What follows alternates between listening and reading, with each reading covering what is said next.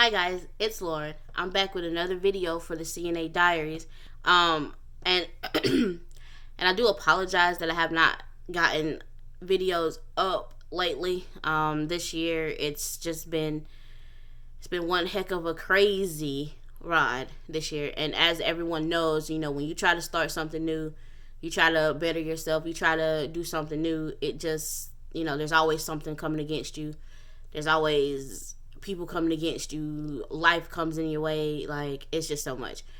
But anyway, for those of you who are still subscribed to my channel, I do appreciate you so much, and I do appreciate you greatly. Definitely not going to disappoint this go around. But for this video, it's not necessarily like I didn't really come up with a topic because I am trying to get more feedback on topics right now. But what I decided to do was, as I was going through my channel earlier today, I was watching over some of my videos, and I noticed that, I talk a lot about issues and I talk a lot about everything that CNAs go through, but I haven't really shared my backstory on how I became a CNA and how I got into doing this type of work, this line of work, why I like to do it. So I'm not going to take too much of your time. Just thought that this might be a video, to kind of give you guys an introduction about me, and what type of person I am, and exactly how I got into it. So I hope you guys enjoy this video. This video should actually be up today, later on tonight. But yeah, hope you. And also, before I move on, I am going to make this into a podcast. I am working on getting a podcast. I just have to figure out the workings of how to get it done and published and all of that. So podcast coming soon. Right now, we're just going to stick to the videos. Not trying to put too much on my plate so I can focus on just getting this done. Now, let me hop on into this video. As most of you know, my name is Lauren. I have been doing CNA since August of 2009. So as you can see, I've done it for a while now.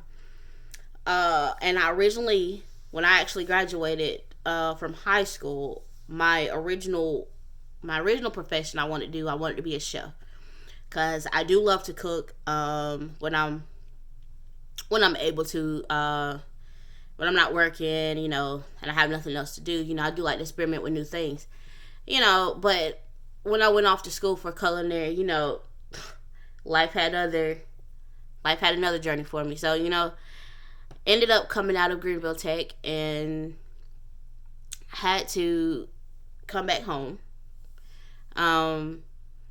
Started working, I think I started working at McDonald's, and you have to bear with me because we talking about going back some years. So just have to bear with me for a minute. Started working at McDonald's, a couple odd and end jobs. And I think I worked at McDonald's for like 2.5, 3 months maybe. And I was in a conversation with my mother one day, actually. Now, I've always had a thing for older people, as far as like taking care of them and just being around them. My connection with older people, I love being around them because they just are so wise and have so much wisdom, and a lot of stuff that they can tell you, about certain things. And I mean, it's just an amazing experience. But anyway, me and my mom had a discussion, and she's the one who actually introduced me and told me, that I might be good at this, so I might need to, look into it. And at the time, my first facility that I actually worked at, they were actually giving a class, free of charge. Excuse me. It was a 3-week class. And after, you start working at that facility. Well, went through the class with flying colors. It came like a second nature to me. Now, anybody who knows me in school knows that I don't mix well with school. Studying, tests, all of that, me and it don't click. And for me to pass through this class with like flying colors. Now, the weird thing about it is, we get through the class, start working on the floor, start working at the facility, everything's going good. Now comes time to take the test. Well, as you guys, most of you guys know, I failed my first time taking my CNA test. Um, and it was for something simple, actually. The written part passed, no problem. But the skills part, when it came, now, for all my CNAs, y'all know, like, to get certified, you're given 5 tasks that you have to complete. And you have to do them literally by the books. And I executed all mine to the T. My last task, though, I had transferring a resident from the bed to the wheelchair. And what did I fail on that? Well, the most common sense thing to do, and that was putting the shoes on the resident before transferring. And it's just like, well done. And I knew as soon as I made it, as soon as I did it, I knew what I had done wrong.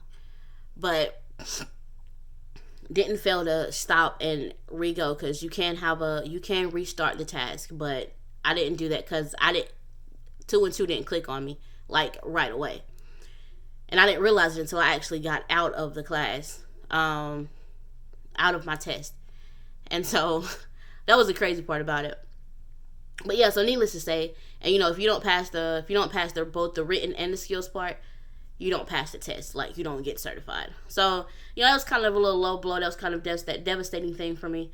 But what did I do? I still continued. Like, I did not give up. Like, I still continued to work. And the more I work, the more experience you get, and so sooner or later it just becomes second nature to you. But the final time I took the test, and I mean, everybody was pretty glad that I finally passed it. Because I executed my skills perfectly. And that was just the start of, everything.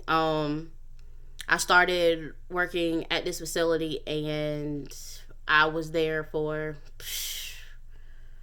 from 2009 up until I think 2013 maybe. 2013. And then I made a crazy decision. We're not going to get into that, but made a crazy decision and ended up leaving there. Was gone from there for about a year or two, and I think I started back working at that facility in 2015 maybe. And like I told y'all, some of these dates might be a little mixed up because we're talking about going back, and I'm trying to remember all these dates. So my years might be a little off, but right around these times. Like I said, I think in 2015 I went back and stayed there literally until 2016, or the end of 2016. And the thing with that place, it started out really good, good company, but everything is not as good as it seems. Sometimes you just get burnt out of a place, sometimes you just get tired of a place, and things change. And as far as it just got really, really tiring there. And it was just time for a change. But honestly, what really did it, because they weren't trying to pay what I really needed. And at this time, the time that I quit, I had just got a new apartment. I had just got a new car, really. And it just wasn't cutting it. So I had to quit there, and I ended up starting to work in a plant. Which I'm not really gonna go my whole story, but that's one reason why I did let go of CNA work for that period of time. Did a little bit part-time CNA, started working at an assisted living facility, which I enjoyed it too, but once again, when it comes to life always has its way of, throwing you a curveball, and definitely got thrown a curveball there. So, hold on, guys.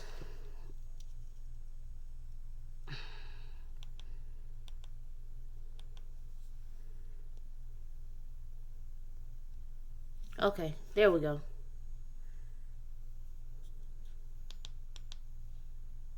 All right, there we go. So sorry guys, just had to adjust my video just a little bit. But back to what I was saying. Life always throws us curveballs, and ended up to where I couldn't be with that either. Because transportation just got too much. Um, like I said, life just got to me. And it became complicated, so I ended up having to do yet another leave CNA yet again. Started working. Old friend of mine. We had been cool forever and a day. We just kind of came back on the whole verge of being cool and whatnot. But I started working where they work, another plant, and as y'all can see, I don't do plant work really well. I don't fit in with plant work. Like, I commend plant workers. I can't do it, me personally. But luckily, where I stay now, I work literally like right across the road from where I stay. And this place that I work at is like it's great. I really don't have any big complaints about it. And definitely not gonna, say any of them on video, but overall, it's a good place. But that's just a little bit of my backstory, and that's how I got into it. Now, why I've stayed in it, because it fits me. It's what I'm good at. You get me around a bunch of older people, like, we cutting up, I'm gonna find a common ground with them, and it's easy to get along with them. Some of them, that is. It is very rewarding because they do show you a lot. Hold on, guys.